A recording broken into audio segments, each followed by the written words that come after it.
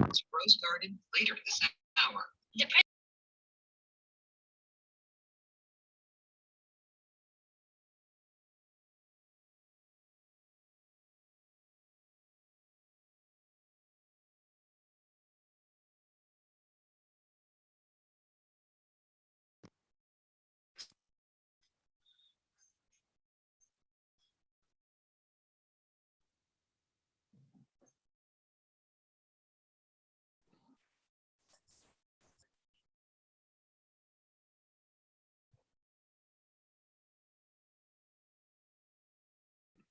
Salika, no voice.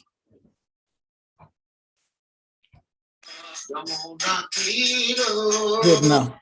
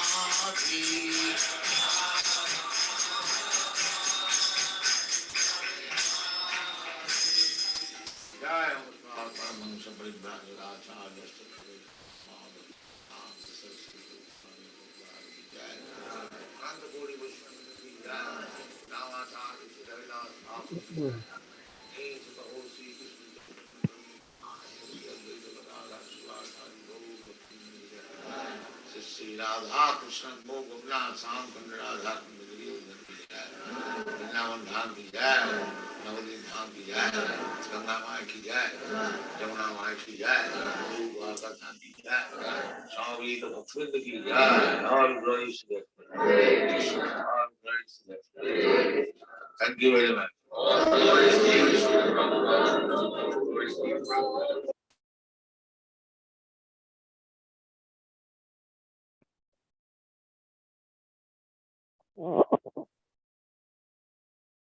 Hare Krishna, dear devotees. Can you hear me? Okay, I can hear you. Okay, you're welcome, Ishwara Prabhu, for this today's SRIMAD BHAGAVATAM class. Thank you very much for honoring the invitation. I welcome all of the devotees also to the platform for today's class, regular daily SRIMAD BHAGAVATAM class section. Thank you all for being here. So, Ishwara Prabhu, if you're ready, we'll put this verse for today on the screen and then we can start. Okay. Govinda Jaya Jaya Gopala Jaya Jaya Radharamana Hari Narayana Namaskritya Narayana Narottamam Devam Prasatim Vyasam Tato Jayamudhiraya Vyasakaye Sabhadresu Nekam Bhagavata Srimaya Bhagavatu Tamas Loke Bhakti Bhavati Nastiti. Vede Ramane Kava Purame Bhaketa Ado Adyan Samhadi Hari Sarvata Mokam Karativatala Pandu Langa Sri Yapata Hangande Sri Guru Dinatarine Paramananda Madhava Dama Pujita Karavata Paramana Mashamputam Veda Vastavam Atavastu Shivadan Tapata Yamolanam Sima Bhagavati Mahamani Sri Vaisara Ishvara Sadi Urudi Avadi Nidama Kapata Libalita Salam Sukam Mukantara Samitam Sri Bhatam Rasamalaya Mahuraya Atoyam Brahmasutranam Bharatata Vinaya Vayati Dasha Vidata Sarvaditi Asanam Saram Saram Paribhumita Sarvavedanti Saram Sri Bhagavatam Ishite Tarasam Sasyati Tasyanayate Adhikuchi Aganatmandasya Aganandanam Shishitana Vishnu Stapitam Madhutali Swayamrupa Kadama Yoga Santanantikam Namamo Vishnu Padaya Krishna Krishna Vishnu Bhakti Namaste Sasam Devi Jaravana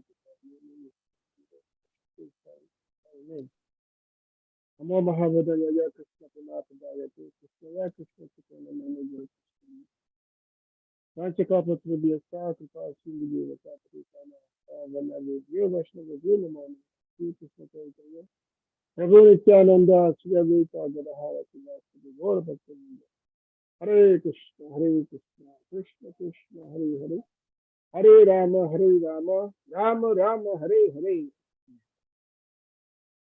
So I thank everyone for being on the platform this evening.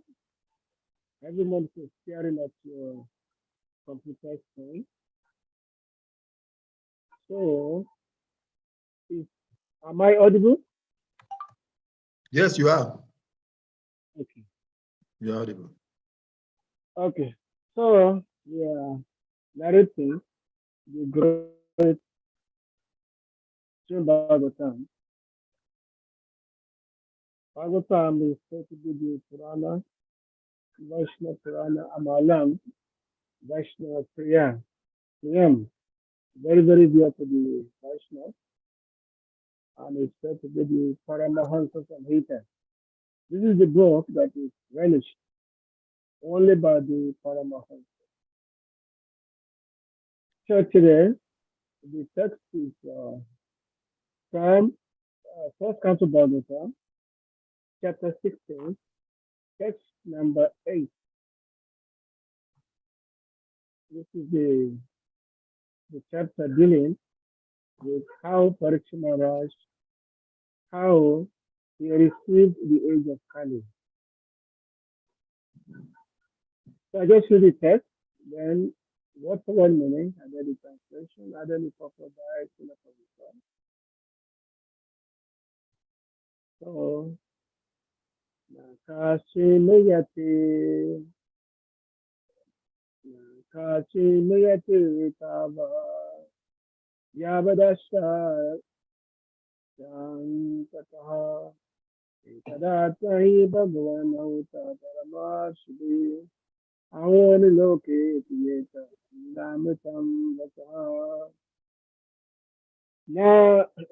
Not Kashid anyone Brayate Yudai Savat so long Yavat as long as faith is present, we are hearing Ansakha, one who concedes the end of life. A thought, this Artham, reason, he certainly, Bhagavan, the representative of the Lord, Ahusaha, invited Parama Rishidhi by the great Devi. Oh, alas, relocate in human society.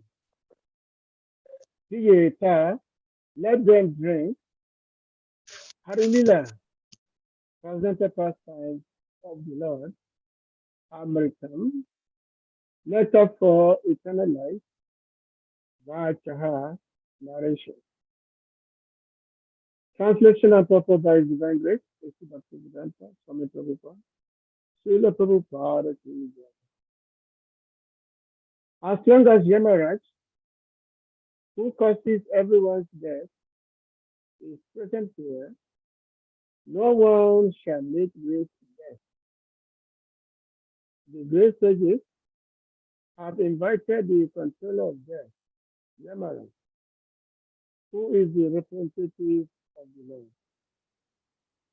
Living beings who are under his grip should take advantage by sharing the deathless nectar in the form of this narration of the transcendental pastime of the Lord. Purpose. Every human being dislikes meeting death, but it does not know how to get rid of death. The surest remedy for avoiding death is to accustom oneself to sharing the nectarian pastimes of the Lord as they are systematically narrated in the text of SRIMAD BHAGAVATAM. It is advised herein, therefore, that any human being who desires freedom from death should take to this course of life as recommended by the rishis headed by Ronaka.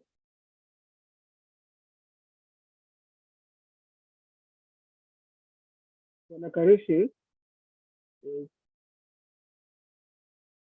posing questions to Sutta Goswami. Sutta Goswami was he had Bhagavatam from Sutta Goswami. He was a great rishi himself. Sutta Goswami, he came from a very great village.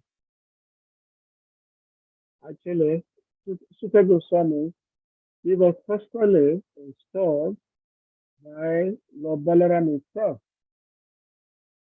Lord Balaram himself installed Sutta Goswami as the narrator of Purana, as a great authority, even though there are many, many other sages who are actually much more older or much more experienced than Sutta Goswami. But Sutta Goswami was personally directed by Lord Balaram Baladev. Because when he was traveling in places of pilgrimage, so he arrived in Namisaranya. At that time, there are so many sages who are gathered here. Many sages are gathered. And when all of them saw Baladev, they all got up to offer their prayer because they know Baladev to be the supreme love, Krishna's expansion. But there was one person who did not get up. One person did not get up. And that was Rama and Sutta. He did not get up because he was sitting on the big seat, seat, apparently narrating. He was narrating Puranic narration.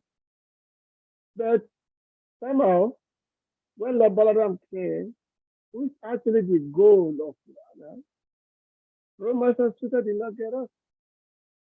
Which means he has knowledge, but no realization.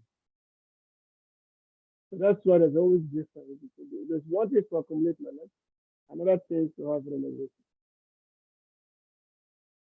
That is called Vigyan. Vigyan means to realize. Vigyan and a Vigyan. So realization must be there. For example, we are studying the Puranas, we are studying the Upanishads, we are studying the TSS, so many books. Hare Krishna, Ishwara Prabhu. Hare Hare Krishna. Krishna. Prabhu, is there a way to increase that volume a little bit? Okay.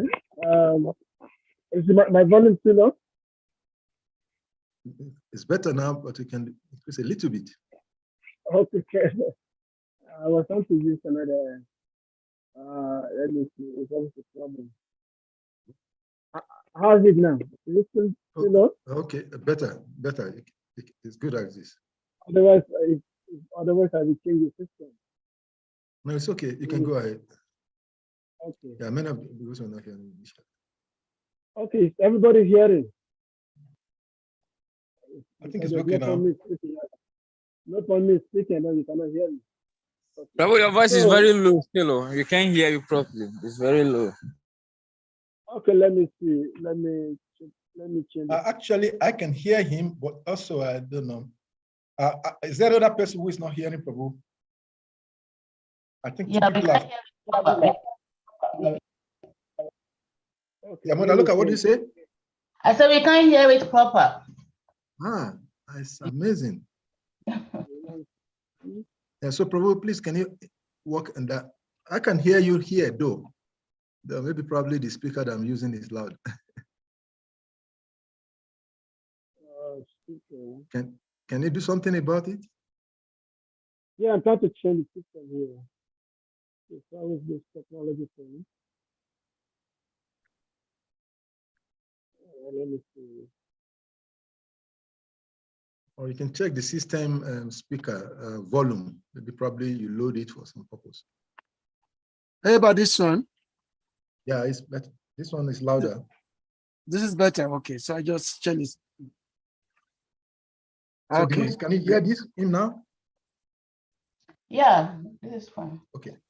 All right. Yeah, you can continue. Okay, good. They can hear me. So, one thing is to have knowledge, and another thing to actually realize the knowledge. For example, we are studying so many scriptures. There are like 18 Puranas, and then there are 108 Upanishads, and then there are histories book called Itihasas, such as Mahabharata, Ramayana, and many other books.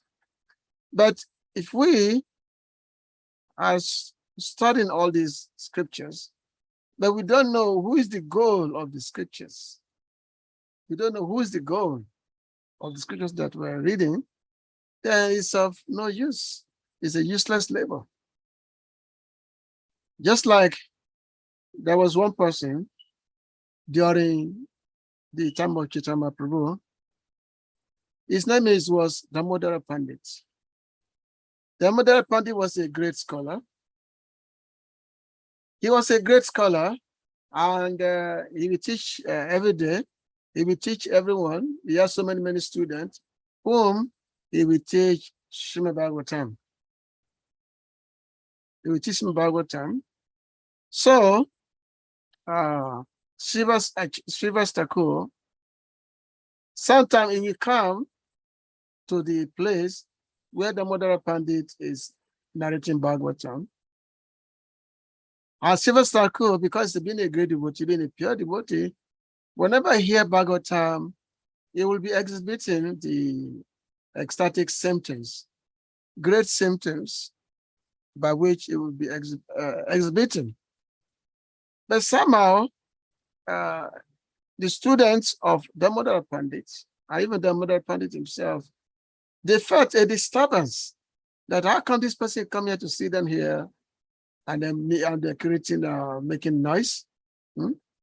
So the students of Damodara Pandit, they chased out the Srivas Thakur, that you get out of here, get out of here. They chased him out. And Damodara Pandit did not say anything. And he was supposed to be the teacher of the Bhagavatam, the great scriptures. So when Chaitanya Prabhu was going around his pastime, and he saw Damodara Pandit, Chaitanya Prabhu was so angry with him, so that, oh, you call yourself a teacher of Bhagavatam, and you don't even know the meaning of Bhagavatam, and you call yourself a teacher? I'm going to throw this book at you. The great devotee Srivas Thakur was here. He was relishing the Bhagavatam narration. And you and your student, you dare to insult him. So Mahaprabhu chastised greatly this Damodara Ishwara Pandit. Prabhu's, Hello? okay, go ahead. It hung for a moment. Maybe. Okay. Okay, am I okay now? Yeah, you're audible. It's okay. Okay. Yeah. So this is what happened. That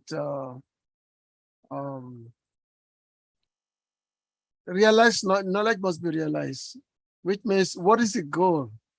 So as I was saying, Ramasa Sutta, he was sitting on a big seat, narrating the Puranas, and here comes Lord Balaram, who is actually the goal of the Vedas. Lord Balaram is not different from Lord Krishna. It's Krishna's expansion. He's the Supreme Lord himself. So all the sages, they all got up. All the sages, they all got up. Great sages, they all got up from their seat and made their pronouns to Lord Balaram. But Ramasa Sutta did not. He did not get it. So Lord Balaram could not tolerate such an imposter. He regarded him as an imposter. They call yourself a reciter of Puranas, and you don't understand the meaning of the Bhagavad, you don't understand what is the goal of what you are reading. So Lord Balaram killed him, which is actually used as kusa grass, used that to kill him. So after killing the Ramasa Sutta, so all the great sages, they fell alarm. They said, oh, this is a great calamity. This is a great calamity. This Brahmana has been killed. This is a great calamity.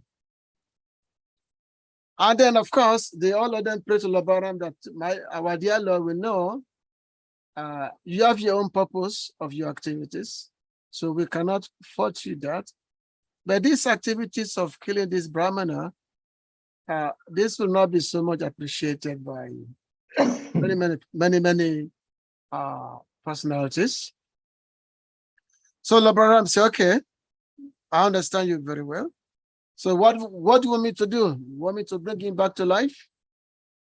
Or should I undergo some atonement? You want me to bring him back? Because after all, only the Supreme Lord can kill, and also he can bring somebody to life. He said, Lord Balaram said, if you like, I can bring him back to life. The sage said, no, you don't have to do that. Your wish has been accomplished. But simply make an alternative arrangement so that we can continue hearing the great Purana stories.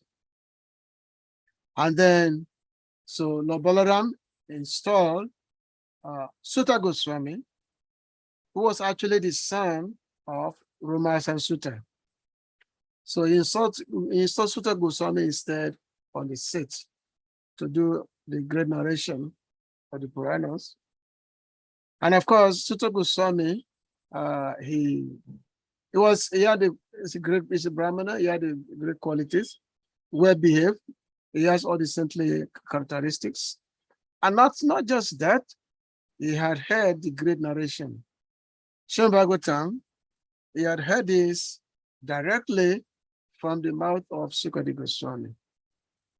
Because when Sukadeva Goswami, when he was narrating the Bhagavatam before Mara Parikshit, so Sutta Goswami was there. And then he learned this science from the mouth of Sutta Goswami simply by sitting down and listening to the narration. So therefore, the great sages, led by Sonaka, they felt like that Sutta Goswami is greatly qualified.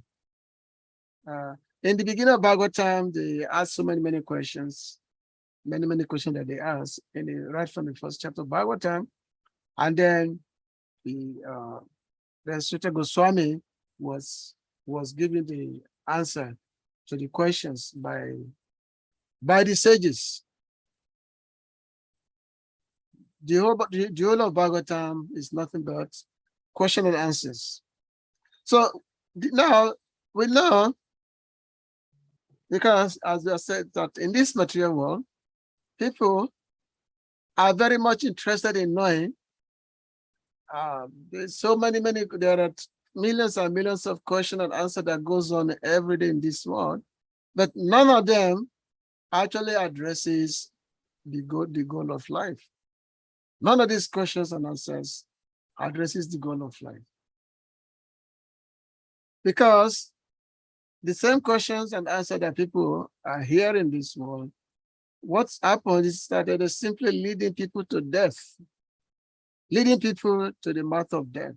So right in this chapter we are reading now, so the sages, Sonaka Rishi said, is telling that give us let us know. Give us what is beneficial, but only it's Sonaka Rishi. He gives a real definition. He said that we are interested to hear from you about the deeds of the Supreme Lord. Only we are interested only if it pertains to the deeds of the Supreme Lord. We want to hear from you the most valuable subject. We want to hear from you the most valuable narration. But tell us only if it's something that is dealing, if it's a subject matter that has to do with the Supreme Lord. This is what the sages, this is what they this is what Sonaka Rishi, this is what he's saying, because because Parikshit Maharaj, he had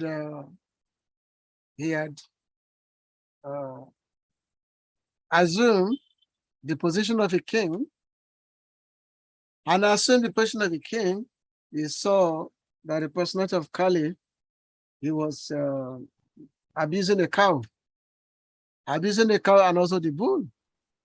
So Parikshit Maharaj was very, very surprised that how could this be in my kingdom, that how anyone can be so low to be abusing cow and bull. Because this is said to be the personality of religion, the cows and the bull. So therefore, the sages, they said that we want to hear all these incidents because they want to know the reason why Parikshit Maharaj simply want to punish him instead of killing him. Why does he just simply want to punish him? So but they said that please describe all these incidents if they relate to the topics of Lord Krishna. So which means there are so many topics to be discussed. So many topics to be heard. But the great devotees, they're only interested only in the topics that pertain to the Supreme Lord Krishna. That's all they want to hear. They don't want to hear anything else. They want to hear only topics that concern the Lord. Why? Because such a topic, what does he do? Such a topics, it frees one from the repetition of birth and death. It enables one to actually step over the head of Yamaraj. Yesterday and also today's verse is dealing with how Yamaraj do not actually go near anyone who is listening or narrating the Srimad Bhagavatam, the narration, Ari Lila Amritam, Ari Lila, which means the topic of Lord Hari. Lord Krishna says, if you want to find me, where do you find me? He said, Nahantistami Govinde, Yogina, Nahantistami Vaikunta, Yogina, he said that you will not, if you go to Vaikunta, you will not find me there. If you go to all of the yogis who are there to be meditating and keeping the Lord within their heart, the Lord said, no, I'm not there. Where do you find me? I am there where my devotees are engaged in the narration of my activities. That's where you find him. And obviously, wherever the Lord is, that's where all his devotees are. And Yamaraj happened to be one of the Lord's great devotees. He's one of the Lord's great devotees. So he also is very, very eager to listen to where the narration of Bhagavatam is taking place. So this verse,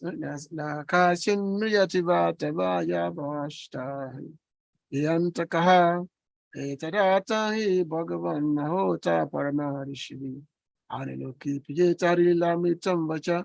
So this is what the sages are saying.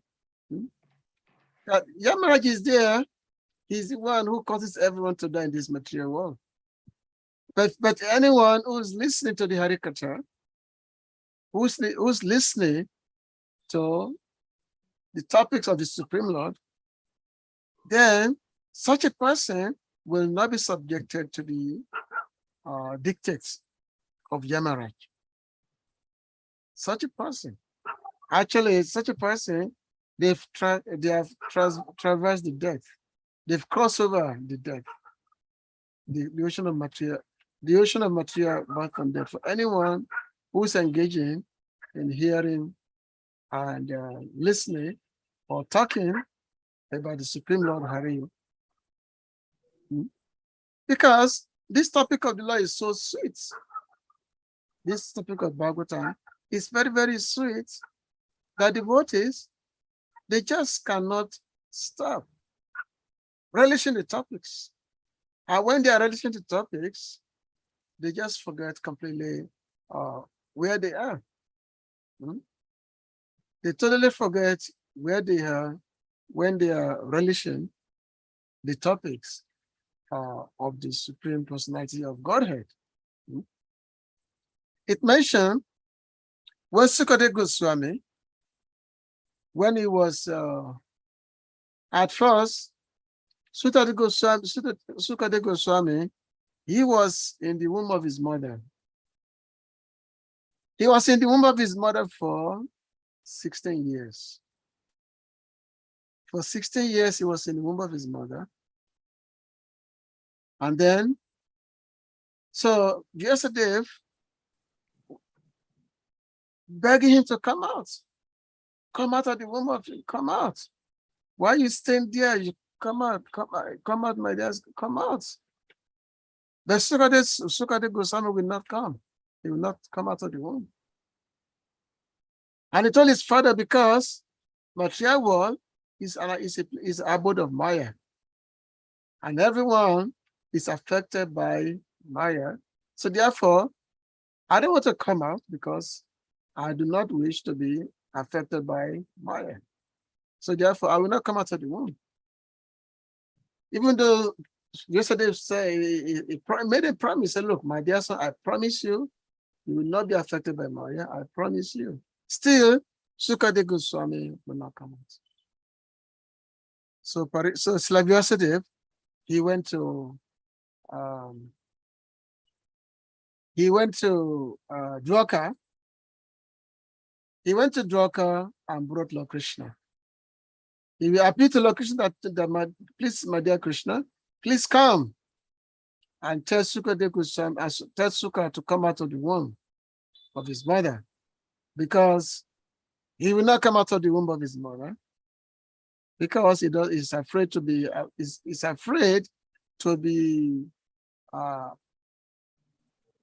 affected by Maya. So please come and tell him, come and tell him to come out. So Lord Krishna from Dwarka, so he came to the forest to where Sukha Goswami was in the womb of his mother. And Lord Krishna told Sukha that, my dear Sukha, come out. Come out of the womb of your mother.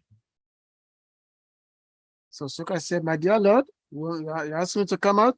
Can you promise me that I will not be affected by Maya when I come out? He said, yes. Lord Krishna said, yes, I promise you that you come out, you will not be affected by Maya. Maya will not affect you. This is my promise to you.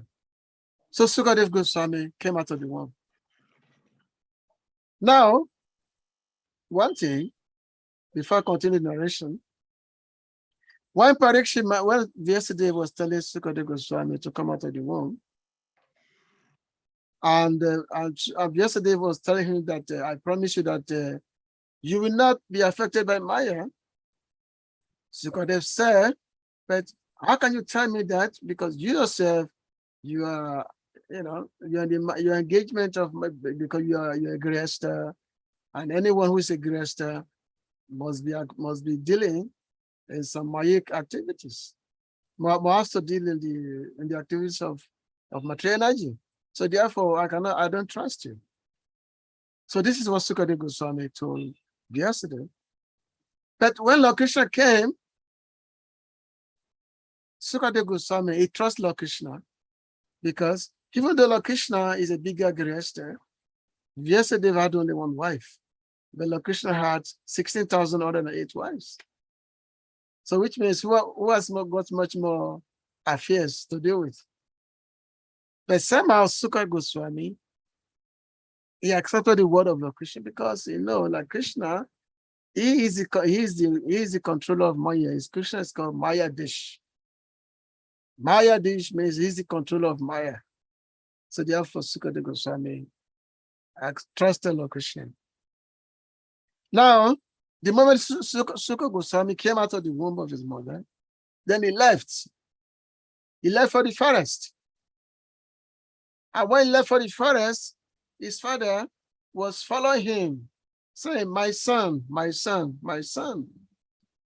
But as his father was saying, "My son, my son, my son," the only thing that Vyasadeva could hear back from him was the echo from the forest, that "my son, my son, my son, my son." Because Sukadev Goswami was completely detached, totally detached from any materialistic affairs. So, and then, but however, Srila Vyasadeva, he wanted Sukadev to hear Bhagavatam. He wanted him to hear Bhagavatam, even though yes, he has pronounced the word, at least you should hear Bhagavatam. So that if you hear Bhagavatam, you will find something that is much more sweeter. So Vyasadeva, he devised a means by which he sent some of his disciples. He taught them some slokas from Bhagavatam, and he sent his disciples to the forest where Sukadev Goswami was, and he told his disciples that they should be reciting these verses. They should be singing these verses in the forest, these verses of the Bhagavatam, and especially the topic that has to do with Krishna's pastimes in Vrindavan. Tabakata mita tapta jivana kavibihuditam kamasapaham savana mangala sudamatatam bhuvignantaye buridajana. This is the gopis. They are saying that, "Oh, our dear Lord Krishna, Tavakatamita," which means the nectarian talks about you, is what gives life to all living entities. The nectarian talks about Krishna, gives life to one and all. Tavakatamita tapta jivana. It gives life to every living entity. Anyone who talks about Krishna, they got life. And he said that Kavidi all the time, so the great sages, they also said the same thing, that anyone who really talks about Krishna will become free from all the troubles of this material world. Anyone who really talks about Krishna will be free from all the troubles of this material world. Therefore, so the gopis said, Shravana Mangalam. So we don't have to tell you that it's very, very auspicious to hear. There's never been a situation whereby anyone is tired of hearing Bhagavatam. Who doesn't like to hear about Krishna? He's tired. It's no one, so therefore it's very, very auspicious. SRIMAD would return, what was that? Shravana Mangalam, very, very highly auspicious by hearing.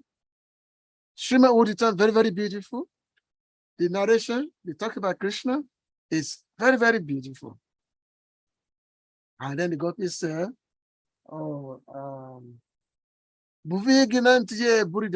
and those who actually preach this message of Krishna Katha to the world, they are the greatest welfare workers. They are the greatest philanthropists, those who broadcast this talks about Krishna. And that's why the devotees, they're always very, very anxious to preach about Krishna Katha, to preach about Krishna glories, to preach about Krishna's activities. Even those devotees who have attained the topmost levels of bhakti, in this case we are talking of the gopis of Vrindavan, they cannot resist talking about Krishna.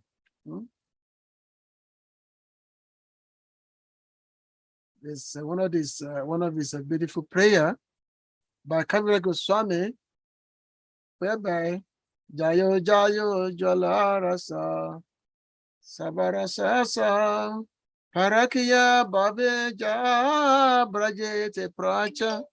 That, it's talking about the whole glory to Krishna's transcendental loving affairs. All glory. And this transcendental loving affair, this is the preaching of the Brijabasis. This is their preaching. Brajete Pracha. Pracha means to preach. So Slabaksidanta used to say that a preacher, he has got a life. That's a preacher has got a life. Is a prana ache. That a preacher has a life. The preaching is the life of a devotee.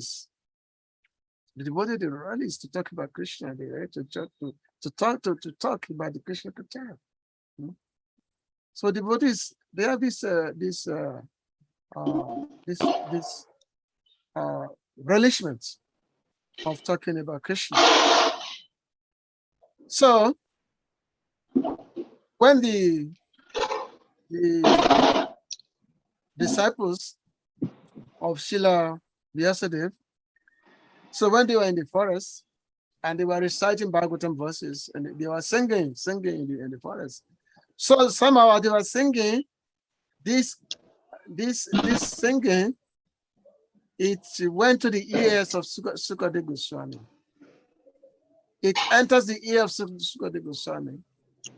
And as it entered the ears of Sukadeva Goswami, he wanted to find out where this sound is coming from. He wanted to find out where this sound of Krishna narration is coming from. So he started following. He started following. And as he was following, so the disciples were narrating, so they were going back to the ashram because they know that Sukadeva Goswami is not following. And then they went back to the ashram and the Sukadeva Goswami, so by following this narration, by following this singing, he got back to the ashram of Vyasadeva, and then Srila Vyasadeva again narrated the whole Bhagavatam before Sukadeva Goswami. So in this way, in one of the verse, which Chaitanya Prabhu, which he explained. Can somebody just meet? I said, Damodar Pandit, please meet. So one verse which Chaitanya Prabhu gave explanation for is called the Atmaram verse. Atmaram Chamonaya, Nigranta Cha Urukrame, Uvanti Ahatuki Bhakti Itam Bhutan Guna Hari. A lot of disturbances coming here. That's all kinds of atmarams are there. It's all kinds of atmarams, which means the self, those who are the great self-realized, those who are self-satisfied, the atmarams. They all of them, they are very, very attracted to the sound, to the topics of Lord Hare, who is called the Uttama Sloka. Why? Because Lord Hare, he has got so many, many wonderful transcendental qualities that when one hearing, one will not stop wanting to hear him. There's a continuous hearing. There's a continuous hearing. Continuous hearing. So Srila Bhaktisiddhanta used to say, he said that if every book in this world is burnt to ashes and only Bhagavatam remain, if every book in the world is burnt to ashes and only Bhagavatam remain, he said, nothing is lost. Nothing is lost. Because Bhagavatam is the supreme book, is the supreme scripture. Why? Because Bhagavatam is actually Krishna himself. Krishna Swadamo Pagate Damagana Tibisaha Kalona Sadishanesa Purano Kodunoditaha. That's Lord Krishna. After he finished his pastime 5,000 years ago, and then the Lord departed. The Lord departed back to his abode. Now the Lord departed along with all his entourage, with all his associates, abode, everything. The Lord took it. It took everything with him back to his abode. But however, the Lord he again incarnated himself. He incarnated himself in the form of Purana, this Bhagavatam, Srimad Bhagavatam.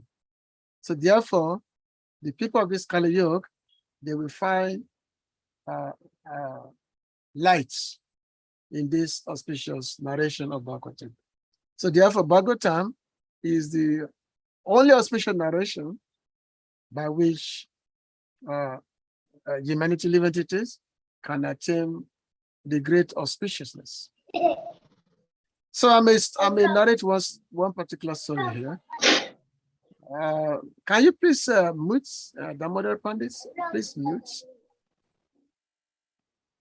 So, or if the moderator can mute him, because it's kind of disturbing. So,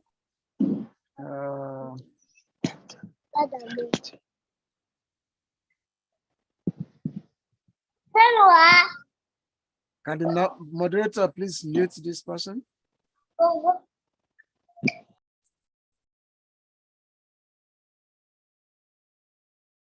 Sorry for the interruptions. Sorry for the interruptions. If that happens again, we have to put him outside. Okay. All right. So I'm back in there now. Hare Krishna. Anyway, so that was a story of one person, one Brahmana. His name was Atmadev. So Atmadev was he was a well-known Brahmin. He was also very aristocratic. He had lots of money, very, very wealthy Brahmin. And he was married and all that. He was married and leading his household life. But there's one thing that was missing in his life. He had no son.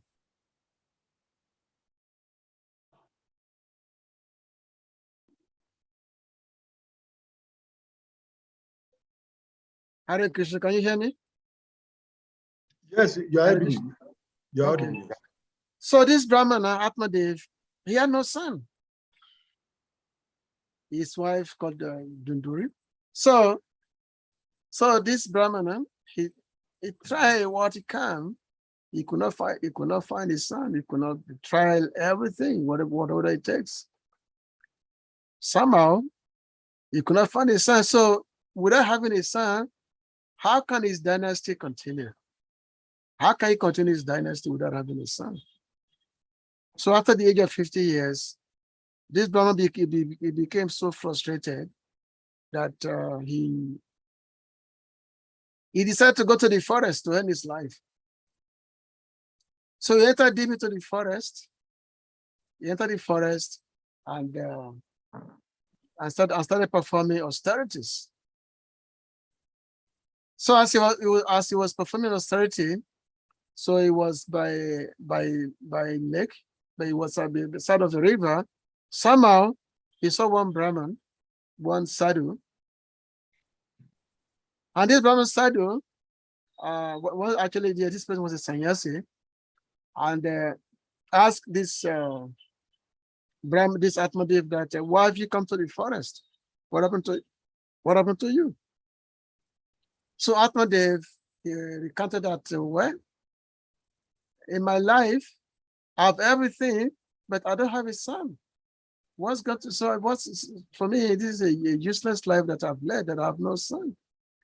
So therefore, it's better for me to actually give up my life. What is the use of living without a son? So the sannyasi told him that, look, I can see that due to your karma, not only will you not have a son in this life, but also in 7 more lives from now, in 7 successful lifetimes, you will not have a son. So therefore, it's better for you to just go back to the city and continue your household activities. But this Atmadev is no, this cannot be. I cannot have this. I cannot have a son. And then he begged the sannyasi that, please, give me your benediction. Please give me your mercy. Let me have a son. So the sannyasi said, okay, I will do one thing. I'll do something for you. So he gave him he took a fruit. He took a fruit. I'm hosting a meeting, So he took a fruit and he gave a fruit to this Atmadev and told him that you go and give this fruit to your wife. She eat it, she will get a son. She'll get a child if she eat this. If your wife eats this fruit. So Atmadev, the Brahmana, was very happy. So he went back to his town. He went back and told his wife that this is what happened to the forest. And the sannyasi Thakur had given this fruit, that if you eat this fruit, you will get a child if you eat this fruit. So the wife, she took the fruit, but however, this wife, she's very dubious nature. So she told her friend that, look, my husband has got this fruit, and he told me to eat this fruit. If I eat this fruit, I become pregnant, which will result in a child. But I don't want to get pregnant. There's so much endeavors there to become pregnant, and then when you get pregnant, then you get a child, and so much endeavor there, and I don't want to go through this endeavor. So I don't want to do this. And then she made arrangement with her sister that, look, why don't you produce a child, and that child, you present that child to me, you present this child that this is my child, I became pregnant, and I will present this child to my husband that, yes, this is my child, this which has come out of the pregnancy. And then, of course, during the course of the year, I will pretend also that I'm pregnant. So, and what happened was that the fruit that was given this fruit was fed to a cow. The fruit was fed to a cow, so the cow ate that fruit. So after 1 year, the sister of the Brahmins, of Atmadev's wife, she came and presented a child, a son, to her, and of course this is with the exchange of money, of course. So presented a son to her, and then the son was presented to the husband, so that, oh, I've got this is the child, I've gotten pregnant after 1 year. This is a child, this is a son. So, and he presented his son to Atmadev. So Atmadev supposedly was very, very happy. Now it so happened that the fruit that was fed to a cow, somehow the cow became pregnant, and then the cow produced a human child. The cow produced a human child. It's amazing. And this child was so beautiful. So this child, they call this child Gokana. So the story of Gokana is very, very famous. And it's one of the Puranic stories. You find this some of the Puranas, the story of Gokana. So the cow produced a human child. So the Atmadev was, now he was raising 2 sons. One son which was given to him by his wife, and the one which was produced which came from the cow. However, it so happened that the child that was given by the wife, he grew up to be a very notorious person. He grew up to be so notorious that he will just create chaos everywhere. He will maltreat the children when he was growing up. And then he became, as he grew up, he became a robber. He became very, very notorious persons. He became a notorious person. While on the other hand, Gokana, he grew up to be a very saintly person. Very, very saintly person. So this child, which was produced by the child, his name was Dundubari. He was so notorious that he would, he squandered the money of his parents, squandered money through gambling, through intoxication, through prostitution, spending all the money on prostitution. And sometimes when you go to his parents and he will ask them for money so that he can use the money for his nefarious activities, if the parents said, no, we cannot give you money, he will even beat his parents. He will even beat his parents. So this became a continuous thing, and it became so much that Atmadev was wondering what to do. This is such a hellish life. And then Gokana advised him. Gokana said, well, maybe it's better for you to go to the forest. After all, what is to be enjoyed in this material world? What is it about this material world? This material world is painful from the beginning to the end. It's better you go to take Vanaprastha, go to the forest. So just to cut the story short, so taking the advice of Gokana, so Atmadev went to the forest, and then by meditating in the forest, by associating with the saintly persons, so he became fixed up in thought of the Lord, and then while doing so, he gave up his body and went back home, back to Godhead. In the meanwhile, back in the town, in the village, the son, who was continuously engaging in all these nefarious activities, and there's, his wife, his mother also became afraid of her life, became so disgusted, because sometimes this fellow will even beat his mother. That's how bad it was. So his mother also wanted to just, give up her life by jumping into the well. She gave up her life. And then, so when Gokana saw all that has taken place, so he left the city. So he went on the place of pilgrimage, and this fellow was left in the house.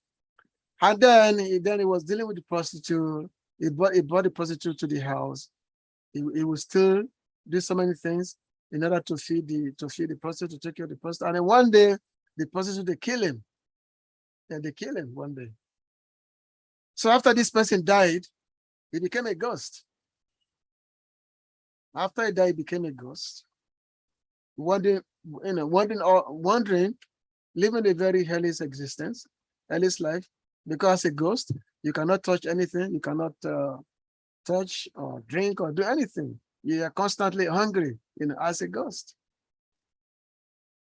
But Sama Gokana, he knew that his brother had passed away. And in order to help his brother, he had gone to a place of pilgrimage. He went to Gaia, many places like that, offering oblations. That's what we call Pindadan, offering oblations for the memory of the departed ones, so that the departed one can be free from Eddie's existence. So Gokana tried to do that by going to many places and do a lot of offerings. And then, so after some time, he decided to come back home. And when he came back home, so one night when he was sleeping, he saw that his brother, who had become a ghost, his brother was appearing to him at night. He was appearing to him in different forms. Sometimes he will come as a ghost, sometimes he will come as an animal, sometimes as a human being, sometimes as a light, sometimes as a snake, different horrible forms that he will appear in. But so this is how the ghosts, this is how they disturb people. So Gokana was wondering what to do with this fellow, what to do, how to help him, what to do. And then Gokana talked to the Brahmanas. He told them that my brother had become a ghost, but even though I have done so many things to help him, I went to place of pilgrimage, I offered the Pindadan and all that, still, he's still a ghost. What to do to help? What to do to him? So the Brahman advised him that maybe he should go and ask the sun god. He should ask the sun god what can be done. So one day, Gokana went to the forest. He was meditating, and then he came across sun god, Suyadev. And sun god told him that, well, if you want to free your brother from ghostly life, then you should engage in the study of Bhagavatam. Engage in the study of Bhagavatam, and then you will engage in the narration of Bhagavatam. If you narrate Bhagavatam, you will see that this ghostly life, this ghostly existence will finish. So what Gokana did was that he made a big, elaborate arrangement. He called up the whole town. He called the whole town, a big assembly, and then he started narrating the Bhagavatam. He was narrating the Bhagavatam day after day. So it's a common thing, just like here in India, it's a common thing, whereby there's always constant recitation of the Srimad Bhagavatam. So he was narrating Bhagavatam, and as he was narrating, day in, day out. So on the 7th day, because when he was narrating Bhagavatam, this ghost of his brother was actually hiding within a bamboo tree. The ghost was hiding within a bamboo tree. And at the end of 7 days, the bamboo tree collapsed, busted. And then there was an aeroplane that came from Vaikuntha and actually took this person. He had attained a spiritual form, and they took him to the Vaikuntha planet. Just even though it was a ghost, somebody was terribly sinful, but by hearing Bhagavatam, he became free from that ghostly existence and then attained the ultimate destination, which is going to the spiritual world. Now, one thing, when all the Vishnudutas, when they were taking the Gokana with them to the spiritual world, and then they are taking his brother with him to the spiritual world. So Gokana asked them that, why are you taking only him? Why are you not taking all these people? Everyone was hearing Bhagavatam. Why are you not taking all of them with you? Why are you taking just him? So the Vishnudeva, they replied that, well, Gokana, he was hearing with a deep attention. What he was hearing was go deep into the heart. He was totally focused. So therefore, by being totally focused, he got the benefit of hearing Bhagavatam.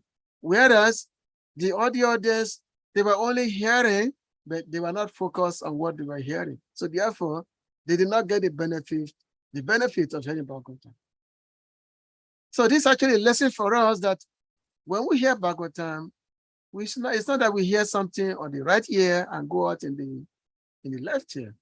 Whatever we hear should actually go deep inside us. We should reflect on what we are hearing, and if that was actually going to happen, not just about hearing, and then whatever your life is still the same thing. No.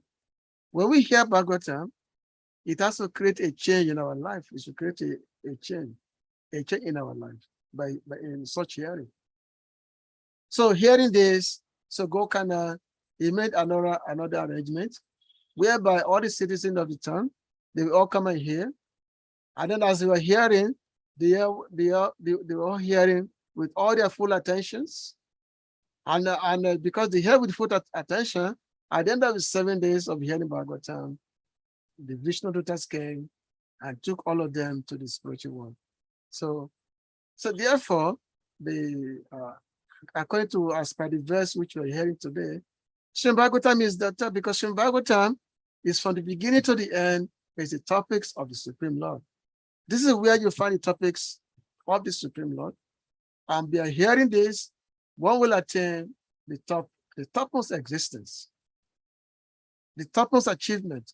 One will attain this by hearing these topics of Bhagavatam. When Bhakti Devi, she was coming to Vrindavan, she was traveling, come to Vrindavan, and then Bhakti Devi, she had two sons, Gyan and Vairagya. Gyan and Vairagya, they were two sons of Bhakti Devi. So when they arrived in Vrindavan, both Gyan and Vairagya, they become very, very old, while Bhakti Devi was very youthful, like a young woman. She appeared like a young woman in Vrindavan, while her two sons, Gyan and Vairagya, they be very, very old, very, very old and decrepit. So when Narada Muni saw them, and actually Narada Muni saw that Bhakti Devi was lamenting because her two children, they become very, very, very, very old on reaching Vrindavan. And then she narrated because of her lamentation before Narada Muni.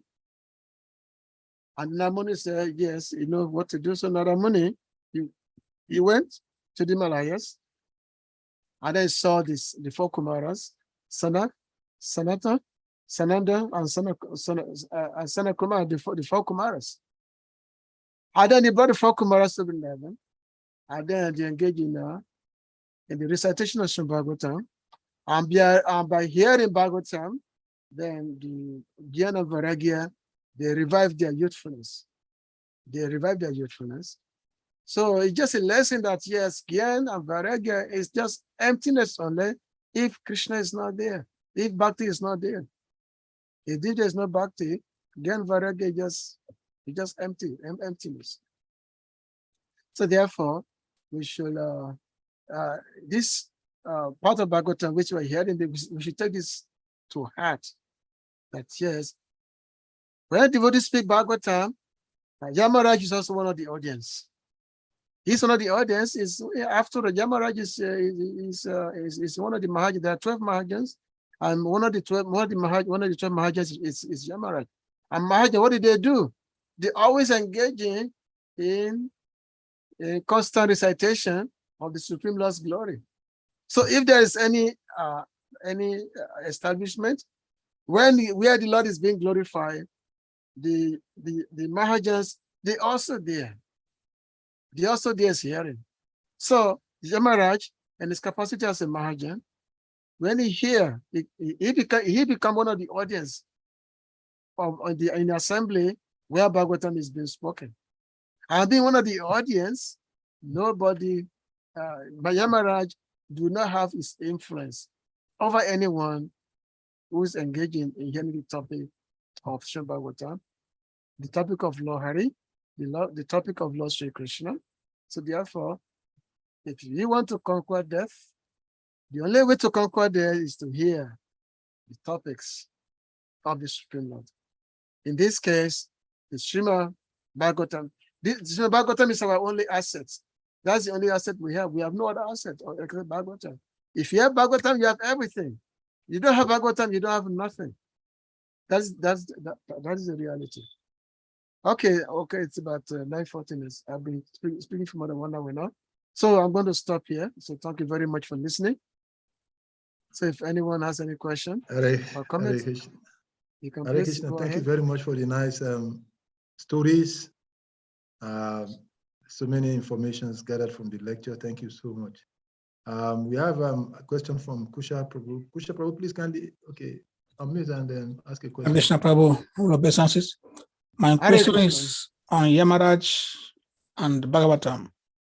There are many religious organizations who doesn't believe in Yamaraj or hear Bhagavatam. What will be their fate? Who takes care of them, or their sinful activities, or their debts, or whatever? Well, whether they believe or not, Yamaraj will take care of them. It doesn't matter whether they believe or not. Somebody may not believe that there's a police in the city, but the police is there. The community back activity, police will catch you one way or the other. It's your problem if you don't believe. It's not the other person's problem. So therefore, everyone in this material world is in the clutches of is subjected to the clutches of Yamaraj. Everyone in this material world. So that's the reality. It doesn't matter believe or they don't believe. It doesn't matter. Just because somebody say I don't believe in you, it's not that Yamaraj is not going to say okay, I'm going to let you go because you don't believe in me. No. He is the controller. He's the controller of the. His domain. He's the god of death. Okay. Also, when we talk about Kali Yoga, Krishna will destroy Kali Yoga. Everything will be destroyed. A non-devotee will ask, how can you build a house and destroy it by yourself? How can you have children and kill your children by yourself? What father will spend money, build a house, have family, and destroy them because they commit one crime or the other? No. We don't say that Krishna will not destroy Kali Yuga. We don't say that. Kali Yuga is going to be there for the next 400,000 years, like that.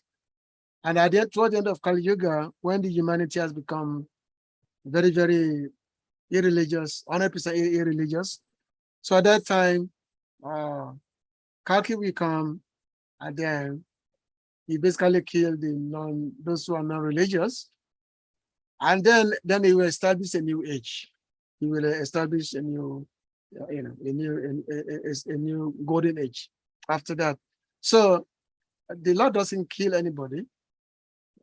Even though in his those who are irreligious, he may chastise them, and of course for their betterment. So the end of Kali that's going to come, which is a very long time, from now. I don't think any of us is going to be there at that time. I don't think so. Right, well, I understand. I'm not talking about the end of. I'm talking about finally, people will be destroyed. So why is Krishna allowing that? People will not. Nobody will be destroyed.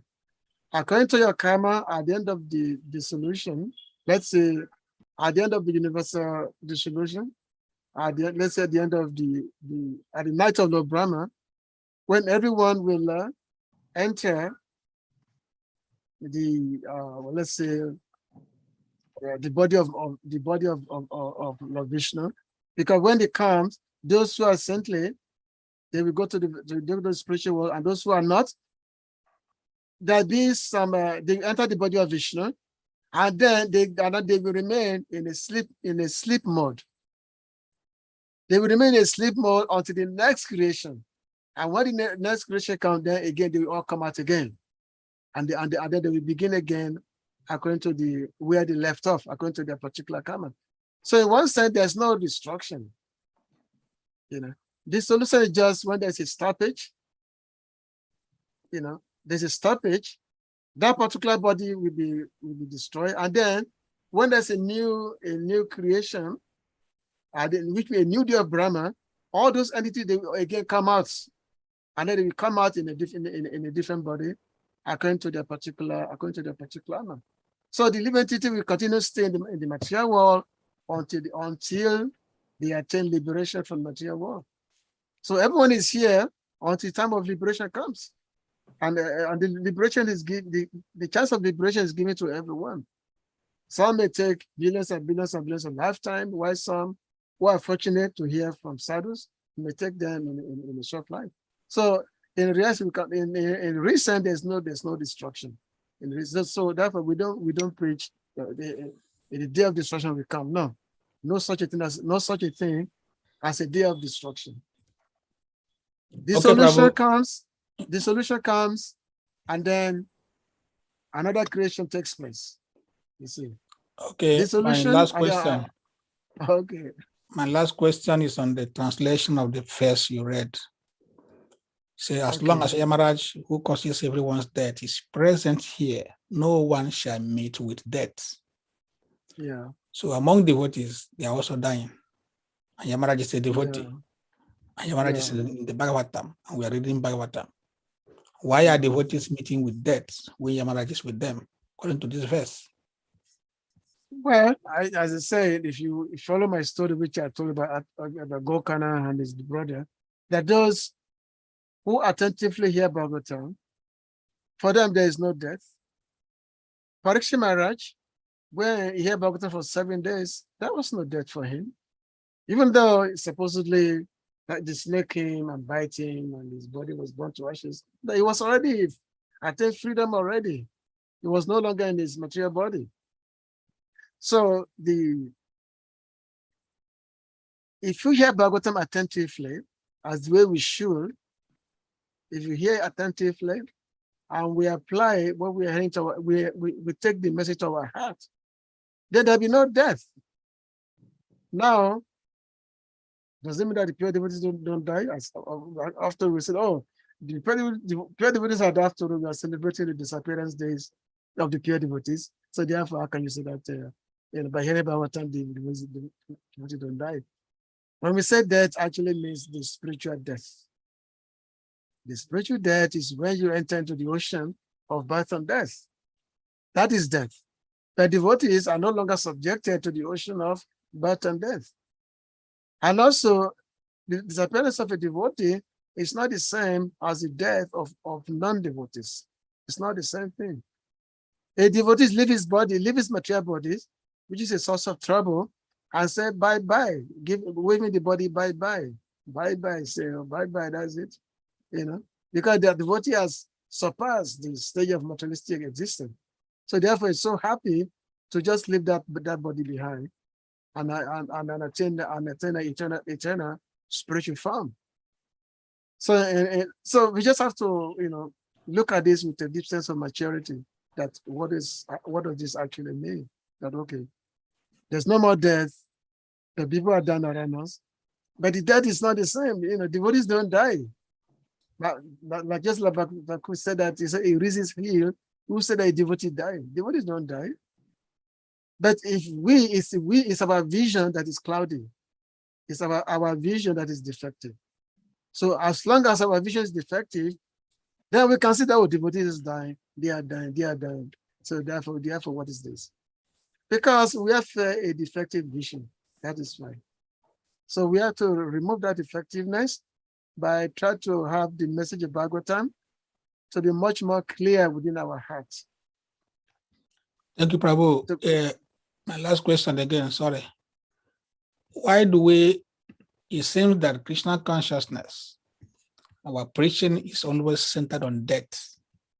Death. We don't talk about life. We don't talk about bliss.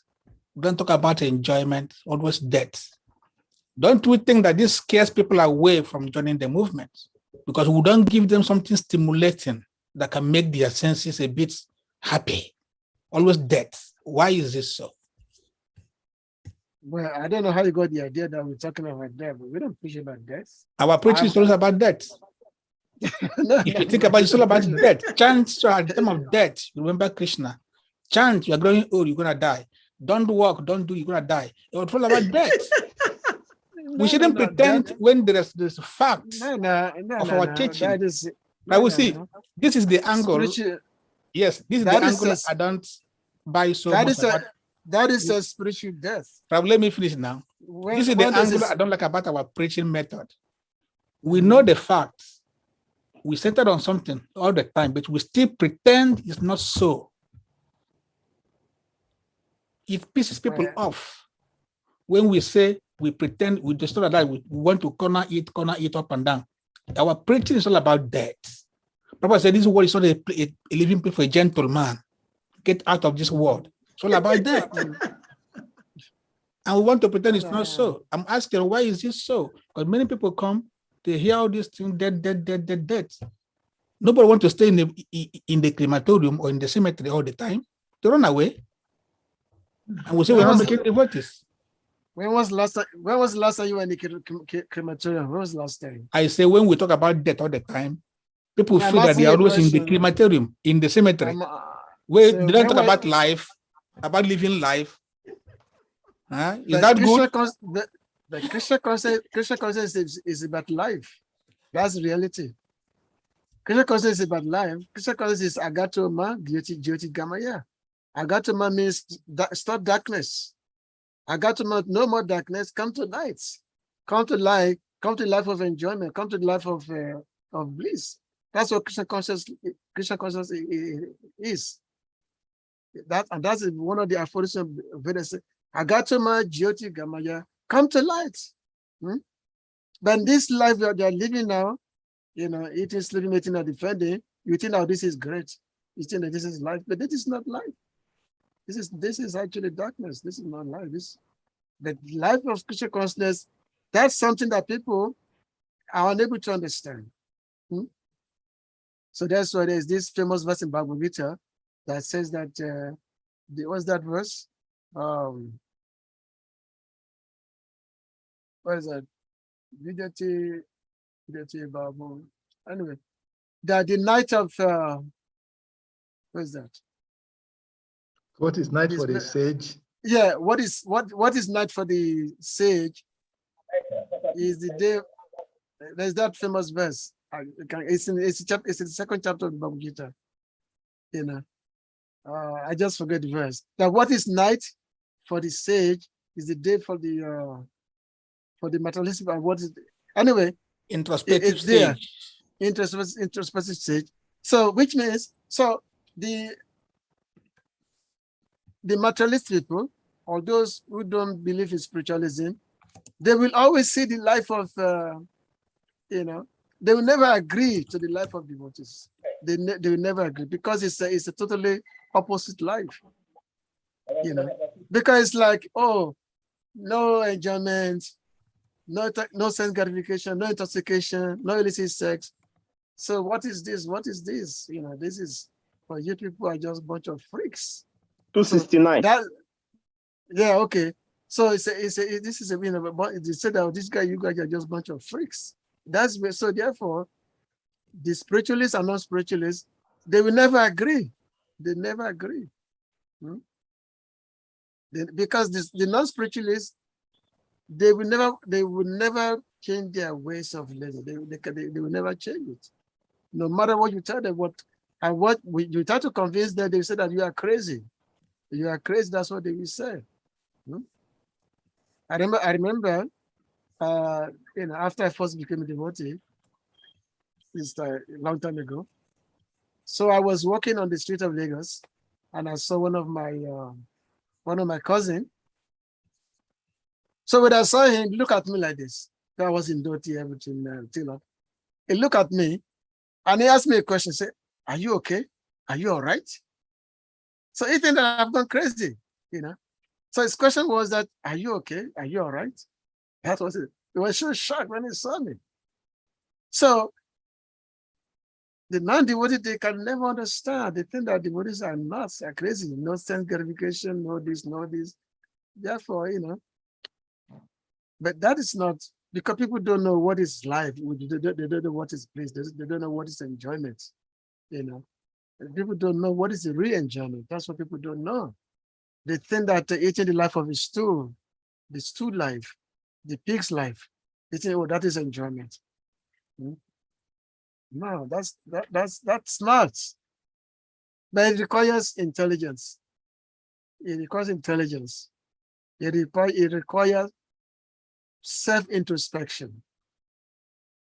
So therefore, this path is a very, very rare path. Very, very rare that people come to this path. Very, very rare. Thank you very Okay. much. Thank you very much, Ishwara Prabhu. We'll take one more question because our timing is very close to running out. So, Anandini Dhanam Prabhu, please ask a question quickly.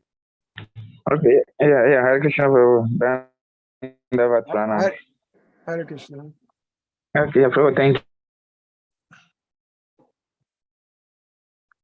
Yeah, you're breaking out. We can't hear you. Thank you very much. But Prabhu, what happened to human beings also who give Can hear you. birth We to can't hear you. animals also? No, But my question is concerning Prabhu, can you hear me now?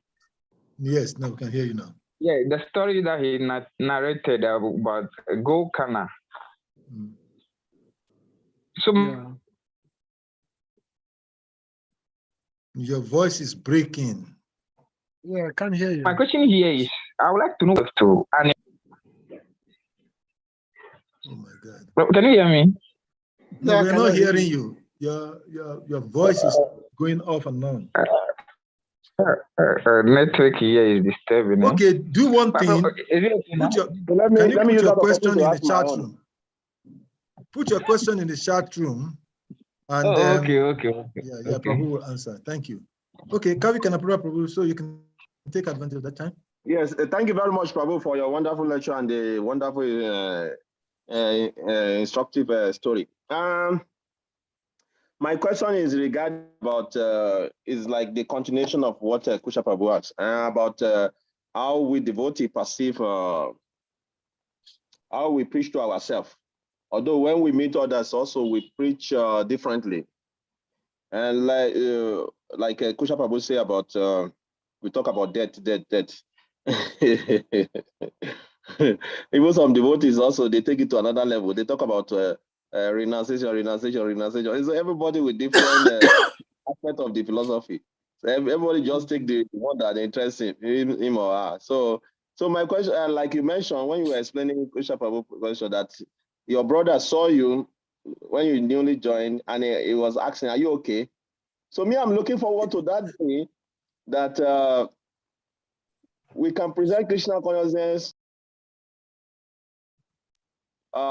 We are going out to preach, and in a way that the people can look at us and they can identify with us, and they want to live their life the way we are living our life. Because one thing is preaching, the other one is practical. In many ways, we preach, but what we do is completely different. Like some people, they will preach about renunciation, but immediately they leave the class, they go behind and start asking for other devotees for money. That is hypocrite. So how can we balance our life in a way, the way we preach this Krishna consciousness and the way we apply it practically in our life? Is that your question?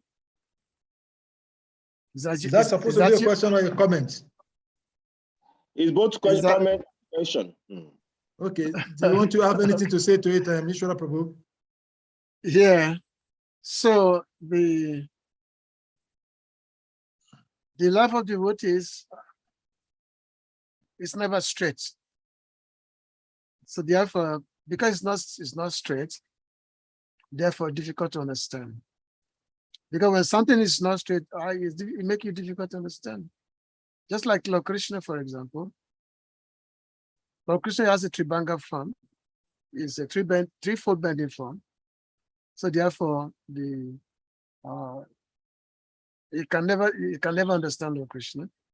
Difficult to understand him, especially his way of dealing with his devotees.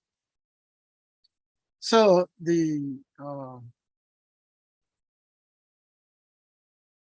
And of course, a devotee is the one, when we say who is preaching, there's a pracha, which is the preaching, and then there is achar. Achar means following. So which means you follow what you preach. And when someone says something and then they don't follow what they're preaching, that is hypocrite, of course. That's hypocrite. So that's something that devotees always stay shy away from, trying to be an hypocrite. And at the same time also, we should also not be too judgmental of the devotees, especially, we know that the devotees, especially the renounced, those who actually truly renounce, they don't have, but sometimes there may be certain necessities whereby it may require them to go around and ask people for, for assistance. So when there may be a necessity for them to go around people to ask them for assistance, that doesn't make them an hypocrite. It's just the need. It's just the need for the time. Just like there are certain devotees who have taken the renounced order of life. We call them, especially those who have to become Babajis. But the Babajis, normally, they will go out every day and do what we call Madhukari. Madhukari is a system whereby you go to different houses. You just take one simple items. You take enough items until you reach, until you collected enough that will last you for the particular day. And this Madhukari, it's not that you take it from one household. You go to many households until you collect enough to last you for that particular day.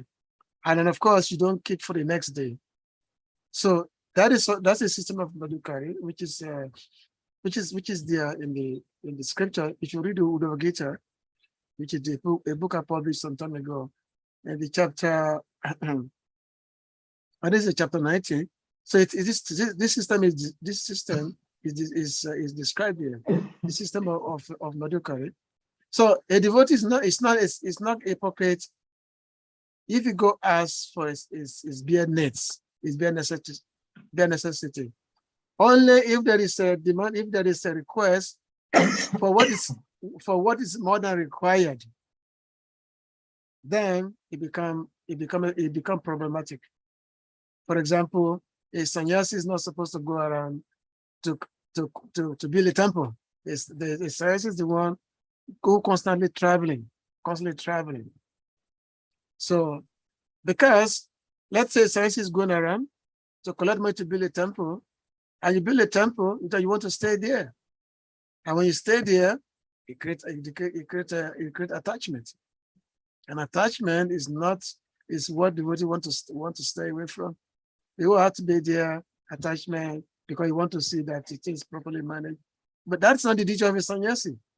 So therefore, some of those things become very problematic, and then it become a source of critic by other people. It becomes a source of critic. So therefore, devotees have to be very, very conscious of the surrounding. A devotee is the one has to be very, very conscious of their particular surrounding, that they don't do things that will cause others to raise their eyebrows. At the same time, we should not be judgmental of, devotees' action. We should not be that judgmental of them. But basically, we should be mindful of our own spiritual development, basically. Thank you very much, Ishwara. Thank you very much, Ishwara Prabhu, for the wonderful answer to that beautiful question from Kavi Kanapu Prabhu. And Dinadanand Prabhu, I've seen your message. We'll come back to you, but based on our standard, it is already 6 minutes above the time we're supposed to be on this class. So I will request the devotees to please unmute now and appreciate His Grace Ishwara Prabhu for this beautiful class and the beautiful answers to questions asked during the class. Thank you very much for being here. Hare Krishna. Hare Krishna, Hare Hare Krishna, Krishna, Krishna Krishna, Krishna, Hare Hare Hare, Hare Hare Rama, Rama, Hare Hare Rama, Rama, Rama Rama Rama, Rama, Hare. Vancha And by the way, Karpataru, Vyasta, by the way, Kripa Sudhibhya Sivasya, Patitanam Pavanebhyo, Vaishnavyo Namo Namo. I'm Ananta very Koti sorry. Vaishnava Brinda Ki Jai. One Nitai second. Gora One second. Pirinande.